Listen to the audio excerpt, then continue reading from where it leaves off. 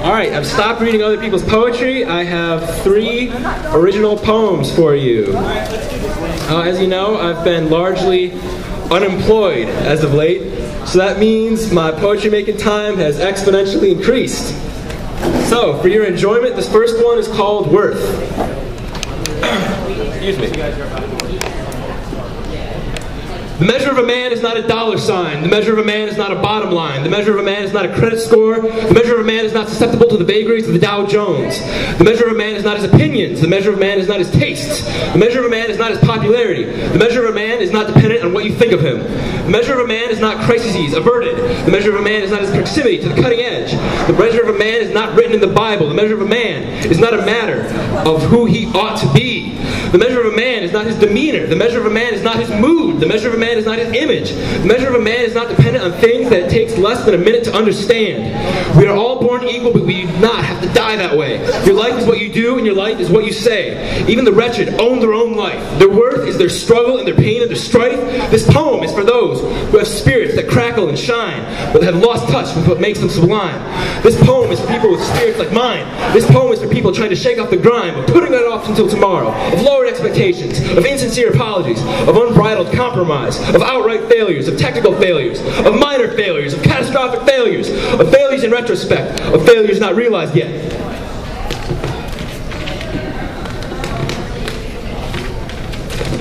This is for you, you radiant spirits, you wanton sowers of unaccounted for variables, and you pioneers, you trailblazers, you gypsies, you individualists, you inventors, you one and onlys, you outliers and anomalies, you midwives to change and alternate realities.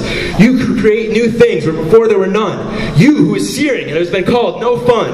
You who is measured in terawatts, light years, and tons. The measure of a man is how he chooses to life once he realizes he is free. The measure of a man is not measured by me. I solemnly swear to never forget this. I solemnly swear that I will bear witness.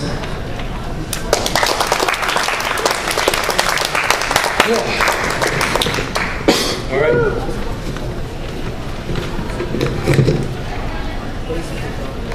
All right, this one is meant to be read as a Dr. Seuss story. All right. It's called The Kids Don't Like It. I'm bored, said the boy and the girl. I deserve much better than what I'm getting. Nobody understands the trouble I've seen. Everyone should be nice instead of acting mean. They sat and they talked about Sart and they played their little game. They sat and they talked about friends and who is totally lame. They sat and talked about how I am special and they are all the same.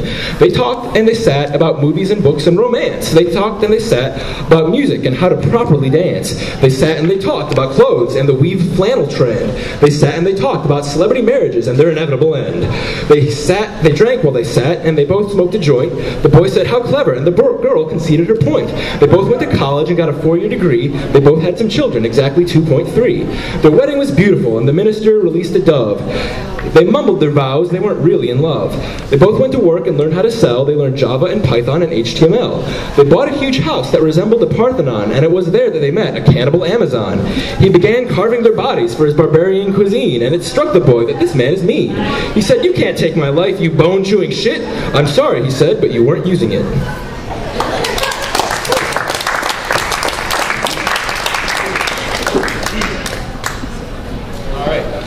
And this one is called Goody Two-Shoes.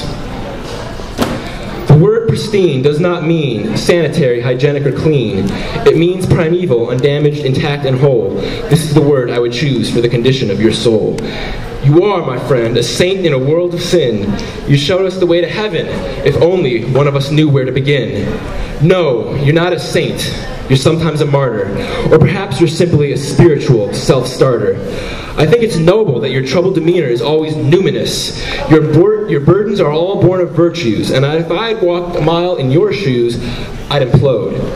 But still you complain about the unbearable lightness of your load. Your actions are selfless, and your words are luminous. In a perfect world, you'd have nothing to do with this. But there, my friend, lies the rub. Your lifelong battle, your one permanent contention, is that no one cares, tries, or even pays attention.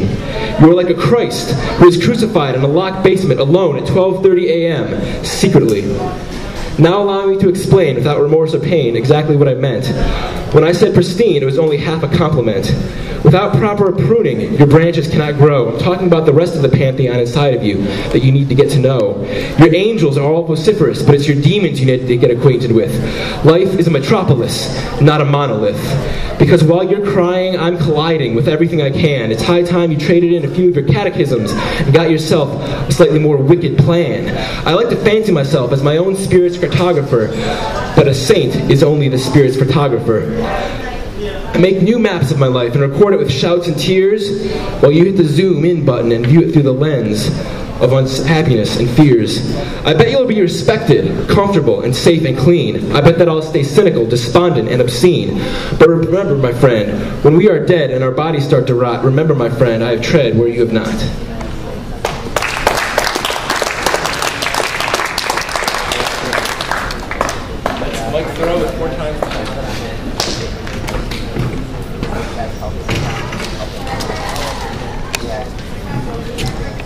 And next up is Joe N. Round of applause, please.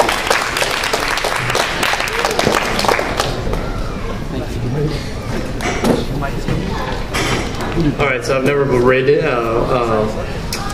my actual poetry, so this is my first time reading my own poetry, so I hope it goes well. This is stuff I wrote maybe 3 to 4 years ago when I was pretty into like heavy metal and stuff. I still am in heavy metal, but like gothic metal in particular. So I was really into writing lyrics, even though I'm not musically talented or anything like that. So so I'm not going to sing them, but here's just a couple ones I wrote.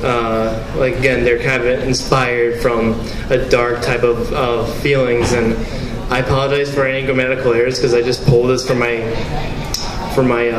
storage as I threw away. So let's do it. All right. So, anyways, it's called Venus of the Desert Bloom. In a withered embrace, awake thy ever desert bloom. Thus I'll dance in twilight tears, thy silent dirge of gloom. Thy desert bloom without a face crumbles to dust in thy dreams. Thy body released from thy seams, frozen in a bemused stare, takes thee by thine eyes, tortured innocence, oh so fair, a faint among thine lies. With dreadful curses thou long for thee to hold, in gold and silver, rust and mold, thou payest thee for thy sin, a slayer of thine kin. A sword in hand, a lover in another, carrying birds, pluck out her eyes, while she's adorned by flies. Oh, what a joy for a candle to smother! Demons of holy light, feast on thy tender flesh. Watch thy ever bloody moon ray, purity dies in thy mesh. Should I go or should I stay? Scream steel into this holy night. Thy ever desert bloom save thee from thine sins that thou dost flee. Claws rip apart thy breast, thy Venus a darkening veil. Hither she now comes to rest. Day doth perish and night doth fail. A candle blown away, forlorn thou dost dance in a city of mortal decay. Enraptured in deadly romance, romantic murder in thine heart, we praise thee in damnation. While thee cries and thy boy depart, O hark thy sighs and condemnation, thy abhorrent children wail, while thy beauty hides behind thy veil. O sweetness of lies, come hither and die. Be thy desert bloom and walk nevermore. Venus of the desert bloom, guide thee to thy earthly gates. Decorated with thy ever doom, indulged with voluptuous hate, velvet hearts in darkness they tore. And then this one is the heart whom yearned for shadows. So, here we go. Farewell to light, I bid thee adieu. Welcome, O night, make me like anew.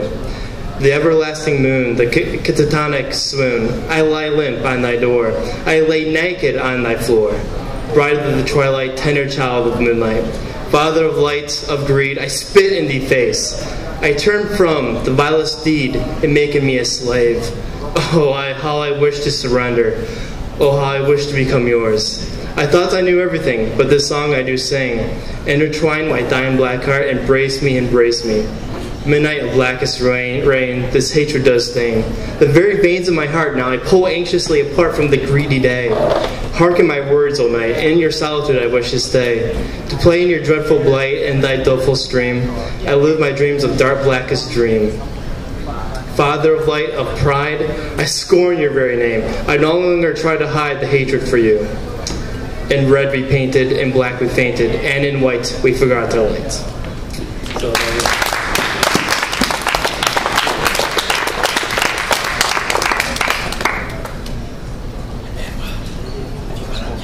Yeah, but we'll do an improvised poem. Yeah. But 2 guys. All three of you? Yeah. All right.